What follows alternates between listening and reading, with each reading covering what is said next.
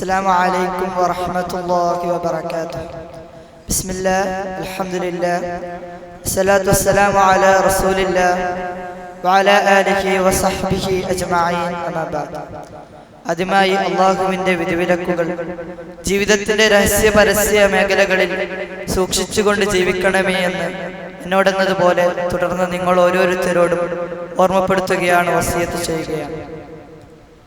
ഇസ്ലാമിക സമൂഹത്തിന്റെ പൊതുബാധ്യതയാണ് നന്മ കൽപ്പിക്കലും തിന്മ വിരോധിക്കുകയും ചെയ്യുക എന്നത്. ഈ ലോകത്തിലെ വിലപിടിപ്പുള്ള വിഭവങ്ങൾ നേടിയെടുക്കുന്നതിനേക്കാൾ എത്രയോ ഉത്തമമാണ് ദഅവത്തിലൂടെ കിട്ടാനിരിക്കുന്നത് എന്ന് നബി സല്ലല്ലാഹു അലൈഹി വസല്ലമ നമ്മെ ഓർമ്മപ്പെടുത്തി. സന്ദർഭങ്ങളും സാഹചര്യങ്ങളും ഉപയോഗപ്പെടുത്തി സത്യസന്ദേശം മറ്റുള്ളവരിലേക്ക് എത്തിക്കാൻ നാം ഓരോരുത്തരും ശ്രമിക്കേണ്ടതുണ്ട്. അല്ലാഹു സുബ്ഹാനഹു വ തആല ഖുർആനിലൂടെ പറയുന്നു, വൽതകും മിൻകും ഉമ്മത്തുൻ യദഊന ഇലൽ ഖൈർ വയഅ്മുറൂന ബിൽ മഅറൂഫി വയൻഹൗന അനിൽ മുൻകർ വഉലൈക ഹുമുൽ മുഫ്ലിഹൂൻ. നന്മയിലേക്ക് ക്ഷണിക്കുകയും സദാചാരം കൽപ്പിക്കുകയും ദുരാചാരത്തിൽ നിന്ന് വിലക്കുകയും ചെയ്യുന്ന ഒരു സമൂഹം നിങ്ങളിൽ നിന്നുണ്ടായിരിക്കട്ടെ, അവരെത്ര വിജയികൾ. ദൈവിക സന്ദേശം അന്യോന്യം ഉപദേശിക്കുന്നവർക്ക് കിട്ടാനിരിക്കുന്ന പ്രതിഫലമാകട്ടെ അത് വളരെ വലുതുമാണ്. അലി റളിയല്ലാഹു അൻഹുവിനോട് സല്ലല്ലാഹു അലൈഹി വസല്ലമ പറഞ്ഞു, ഫവല്ലാഹി ലഅൻ യഹ്ദിയല്ലാഹു ബിക റജുലൻ വാഹിദ ഖൈറുൽ ലക മിൻ ഹുംരിൻ നഅം. അല്ലാഹുവാണേ സത്യം, നീ നിമിത്തം ഒരാളെ സന്മാർഗത്തിലാക്കുക എന്നുള്ളത് മുന്തിയ തരം ചുവന്ന ഒട്ടകങ്ങൾ ലഭിക്കുന്നതിനേക്കാൾ നിനക്ക് ഉത്തമമാണ്. അക്കാലത്ത് അറബികൾ വിശിഷ്ടമാക്കി കണക്കാക്കിയ ഒന്നാണ് ചുവന്ന ഒട്ടകങ്ങൾ എന്നുള്ളത്. ഇപ്പോഴത്തെ ഇത് വെച്ച് നോക്കുമ്പോൾ വലിയ വലിയ വിലപിടിപ്പുള്ള വസ്തുക്കളും വലിയ സൗകര്യങ്ങളും വലിയ സംവിധാനങ്ങളും നമുക്ക് കിട്ടുന്നതിനേക്കാൾ എത്രയോ ഖൈറായതാണ്, എത്രയോ പുണ്യമേറിയതാണ് ദഅവത്തിലൂടെ കിട്ടാനിരിക്കുന്നത്.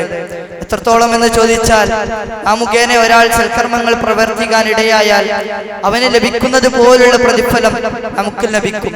അബൂ മസ്ഊദ് റളിയല്ലാഹു അൻഹു നിവേദനം ചെയ്യുന്നു, നബി സല്ലല്ലാഹു അലൈഹി വസല്ലമ പറഞ്ഞു, മൻ ദല്ല അലാ ഖൈരി ഫലഹു മിത്ല അജ്രി ഫാഇലി.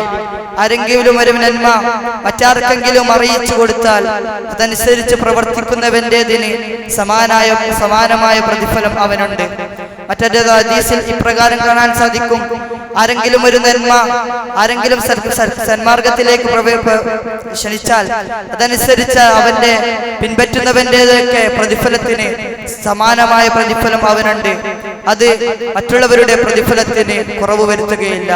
എന്നാൽ വല്ലവരും വൈകേടിലേക്കാണ് ക്ഷണിക്കുന്നതെങ്കിൽ അതനുസരിച്ച് അവനെ പിൻപറ്റുന്നവന്റേതൊക്കെ തിന്മകൾക്ക്, അതായത് അവരുടെയൊക്കെ പാപങ്ങൾക്ക് തുല്യമായ പാപം അവനുണ്ട്.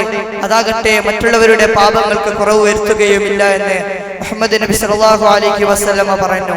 സഹോദരങ്ങളെ, എത്രമാത്രം ഗൗരവമേറിയതാണ് പ്രബോധനം എന്നതുകൊണ്ടാണ് ഞാൻ ഇവിടെ ഇത് പറയാൻ ഉദ്ദേശിക്കുന്നത്. നന്മ കൽപ്പിക്കലും തിന്മ വിരോധിക്കലും എന്നുള്ളത് ഇത് വലിയവരിൽ മാത്രം ഒതുങ്ങി നിൽക്കേണ്ട ഒന്നല്ല. അത് ചെറിയവരോട് ചെറിയ പ്രായത്തിൽ തന്നെ അത് ഓർമ്മപ്പെടുത്തണം. തിന്മകൾ വർദ്ധിച്ചു വരുന്ന കൗമാരക്കാരിൽ അവർക്ക് എന്താണ് നന്മ എന്നും എന്താണ് തിന്മ എന്നും, നന്മ ചെയ്താൽ എന്താണ് അതിന്റെ പ്രതിഫലമെന്നും, തിന്മ ചെയ്താൽ അതിന്റെ പ്രത്യാഘാതം, അതിന്റെ ശിക്ഷ എന്താണെന്നും, നന്മ ചെയ്താൽ പരലോകത്തിൽ എത്തിപ്പെടാനുള്ള ഉത്ഭവസ്ഥാനം ഏതാണെന്നും, തിന്മ ചെയ്താൽ അത് പരലോകത്ത് എവിടെയാണ് എത്തിപ്പെടാ എന്നുള്ളതും അവർക്ക് കൃത്യമായി അറിയിച്ചു കൊടുക്കേണ്ട കടമ നമ്മൾ ഓരോരുത്തർക്കുമാണ്. ലുഖ്മാൻ അലൈഹിസ്സലാത്തു വസ്സലാമിന്റെ ചരിത്ര താളുകളിലൂടെ പോകുമ്പോൾ അദ്ദേഹം തന്റെ മകന് നൽകുന്ന ഉപദേശം ഖുർആനിലൂടെ കാണാൻ സാധിക്കും. യാ ബുനയ്യ അഖിമിസ്സലാ വഅ്മുർ ബിൽ മഅറൂഫി വൻഹാ അനിൽ മുൻകർ. യാ ബുനയ്യ, ഓ എന്റെ പൊന്നുമോനെ, അഖിമിസ്സലാ, നീ നമസ്കാരം മുറ പോലെ നിർവഹിക്കുക. വഅ്മുർ ബിൽ മഅറൂഫ്, സദാചാരം കൽപ്പിക്കുകയും വൻഹാ അനിൽ മുൻകർ, ദുരാചാരത്തിൽ നിന്ന് വിലക്കുകയും ചെയ്യുക എന്ന് ലുഖ്മാൻ അലൈഹിസ്സലാത്തു വസ്സലാം മകന് നൽകിയ ഉപദേശമാണ്. അതുപോലെ രക്ഷിതാക്കളെ, നാം ഓരോരുത്തരും നമ്മളെ മക്കളെ ദീനിന്റെ മാർഗത്തിൽ ഉപദേശിക്കാൻ നമുക്ക് സാധിക്കണം.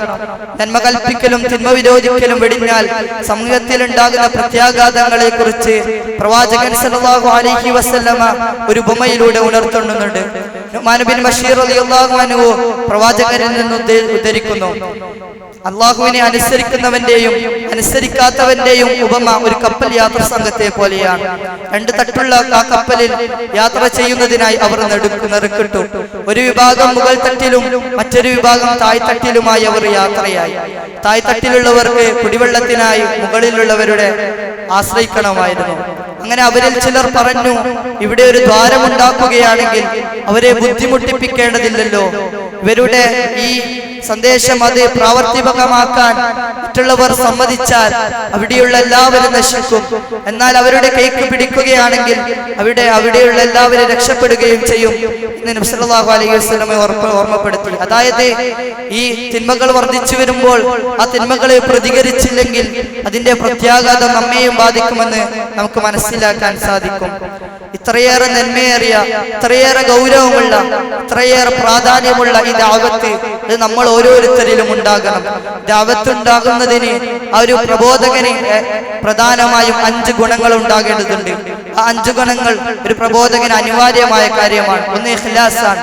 അള്ളാഹുവിന്റെ പ്രീതി മാത്രം കാംക്ഷിച്ചുകൊണ്ടായിരിക്കണം ഒരു പ്രബോധകൻ പ്രബോധനം ചെയ്യേണ്ടത്. ജനങ്ങളിൽ നിന്നുള്ള പ്രശംസയോ അംഗീകാരമോ ഒരു പ്രബോധകന്റെ ലക്ഷ്യമാകാൻ പാടുള്ളതല്ല. രണ്ടാമത്തേത് ജീവിതത്തിൽ പകർത്തുക. ഒരു പ്രബോധകൻ ജീവിതം കൊണ്ട് മാതൃകയാകേണ്ടതുണ്ട്. ജനങ്ങളെ ഉത്ബുദ്ധമാക്കുന്ന കാര്യങ്ങൾ പ്രവൃത്തിപഥത്തിൽ ഒരു പ്രബോധകന് കാണിച്ചു കൊടുക്കാൻ ഇതാകണം. വാക്കും പ്രവൃത്തിയും വൈരുദ്ധ്യമായി വന്നാൽ ജനങ്ങളിൽ നിന്ന് സ്വീകാര്യത ലഭിക്കുകയില്ല എന്ന് മാത്രമല്ല, അള്ളാഹുവിന്റെ ശാപകോപങ്ങൾക്ക് ഇടവന്നേക്കും. മൂന്നാമത്തേത് ബസീറത്താണ്. ബസീറത്ത് പറയുന്ന കാര്യങ്ങളിലുള്ള ഉൾക്കാഴ്ച.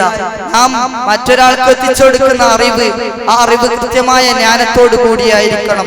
അല്ലാത്ത പക്ഷം നന്മ എന്ന പേരിൽ പല തിന്മകളും പറഞ്ഞേക്കാൻ ഇടവന്നേക്കും. നാലാമത്തേത് ക്ഷമയാണ്. ദഅവത്തിന്റെ മാർഗത്തിൽ ഏൽക്കേണ്ടി വരുന്ന ഏത് പ്രതിസന്ധി ഘട്ടങ്ങളെയും, ഏത് പ്രയാസഘട്ടങ്ങളെയും, ഏത് വിഷമതകളെയും സഹിച്ചു മുന്നേറാൻ ഒരു പ്രബോധകന് സാധിക്കേണ്ടതുണ്ട്. പ്രവാചകന്മാരും പ്രവാചക അനുയായിമാരും ധാരാളം പ്രയാസങ്ങളും പ്രതിസന്ധികളും ദഅവത്തിന്റെ പേരിൽ ഏൽക്കേണ്ടി വന്നിട്ടുണ്ട്. അതുകൊണ്ടാണ് അല്ലാഹു സുബ്ഹാനഹു വ തആല പ്രബോധനത്തിനെ സംബന്ധിച്ച് പറഞ്ഞെടുത്ത് ക്ഷമയെയും സംബന്ധിച്ച് പറഞ്ഞത്. അല്ലാഹു പറയുന്നു, വൽ അസ്ർ ഇല്ലൽ ഇൻസാന ലഫീ ഖുസ്ർ ഇല്ലല്ലദീന ആമനൂ വഅമിലുസ് സ്വാലിഹാത്ത് വതവാസൗ ബിൽ ഹഖ് വതവാസൗ ബിസ് സബ്ർ. വൽ അസ്ർ കാലം തന്നെയാണ് സത്യം. ഇന്നൽ ഇൻസാന ലഫീ ഖുസ്ർ തീർച്ചയായും മനുഷ്യരെല്ലാവരും നഷ്ടക്കാരായിരിക്കുന്നു. ഇല്ലല്ലദീന ആമനൂ വിശ്വസിച്ചവരൊഴികെ, വഅമിലുസ് സ്വാലിഹാത്ത് സൽക്കർമ്മങ്ങൾ പ്രവർത്തിച്ചവരൊഴികെ, വതവാസൗ ബിൽ ഹഖ് നന്മ കൊണ്ട് അന്യോന്യം ഉപദേശിച്ചവരൊഴികെ. എന്നിട്ട് അല്ലാഹു സുബ്ഹാനഹു വ തആല പറയുകയാണ്, നന്മയോട് ആ പ്രബോധനത്തോട് ചേർത്ത് പറയുകയാണ്, വതവാസൗ ബിസ് സബ്ർ ക്ഷമയോട് അന്യോന്യം ഉപദേശിച്ചവരൊഴികെ ബാക്കി എല്ലാവരും നഷ്ടക്കാരായിരിക്കുന്നു. അതുകൊണ്ട് നാം പ്രബോധനത്തിന്റെ മാർഗത്തിൽ ഏൽക്കേണ്ടി വരുന്ന ഏത് കാര്യങ്ങളും നാം ക്ഷമിക്കാൻ തയ്യാറാകണം. അഞ്ചാമത്തേത് നസീഹത്താണ്. നാം ഗുണകാംക്ഷയുള്ളവരാകണം. കേവലം ഒരു അറിവ് പകർന്നു നൽകുക എന്നതിലുപരി പ്രബോധിതർ ഇത് ഉൾക്കൊള്ളണമെന്ന ആഗ്രഹം ഒരു പ്രബോധകൻ ഉണ്ടാകേണ്ടതുണ്ട്. ഈ 5 കാര്യങ്ങൾ നമ്മളിലും ഉണ്ടാകണം.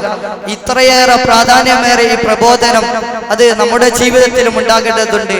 ഒരു ചുവന്ന ഒട്ടകങ്ങൾ ലഭിക്കുന്നതിനേക്കാൾ ഉത്തമമാണെന്ന് പ്രവാചകൻ പറഞ്ഞ ഈ പ്രബോധനം അത് നാം ഓരോരുത്തരും ജീവിതത്തിൽ പകർത്തുക.